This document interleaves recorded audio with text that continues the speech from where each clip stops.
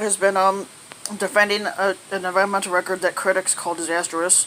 45 delivered a full-throated defense of his administration's environmental record Monday, despite relaxing nationwide limits on air and water pollution and reversing the course on U.S. climate policy.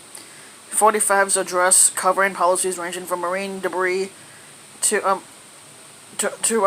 marine debris to hunting on public lands, comes as environmental issues are gaining traction in his 2020 squatter-rolled campaign.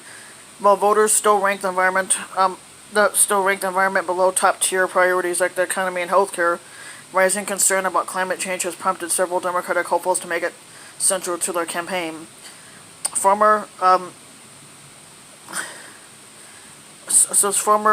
Representative Carlos Curbelo said in a phone interview Monday that Republicans have begun to recognize that they cannot afford to ignore climate change and win over swing districts like the one he used to represent. The party has wasted a lot of time over the last 2 decades, said Curbelo of Miami. Republicans generally have either ignored this issue or have been mistaken about it.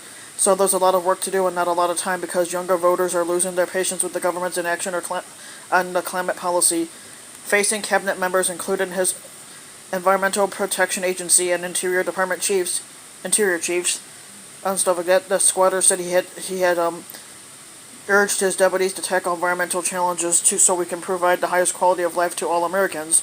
We want the cleanest air. No, they do not. We want crystal clear water. No, they don't. And that's what we're doing. No, you guys are not. He said, these are incredible goals that everyone in this country can rally behind, and they're rallying behind it. They're not rallying behind you, you fucking idiot.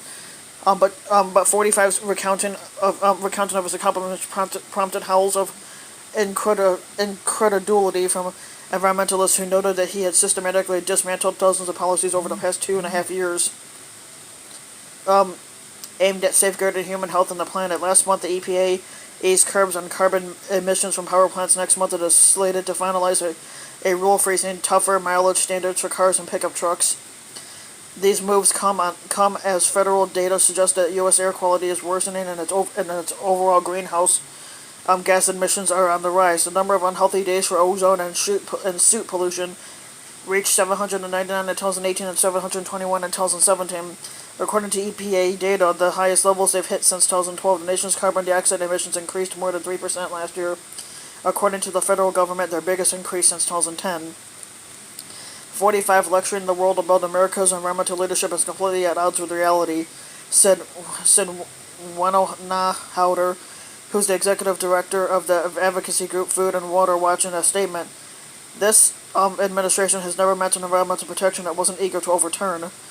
While administration officials are not hoping to win over environmental advocates, they said that 45 can make the case to swing voters that he had managed to boost the economy without sacrificing core environmental protections. In a phone call with reporters Monday, the Council on Environmental Quality Chair Mary Newmeyer said that 45 decided to schedule the speech after discussing the status of several environmental and energy policies with his advisors.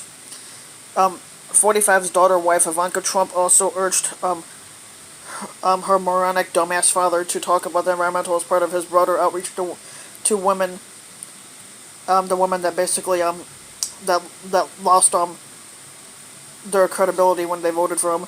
According to a senior administration official who spoke on the condition of anonymity to discuss internal deliberations, the squatter recognizes that a strong economy is vital for a healthy environment and improving environmental protection.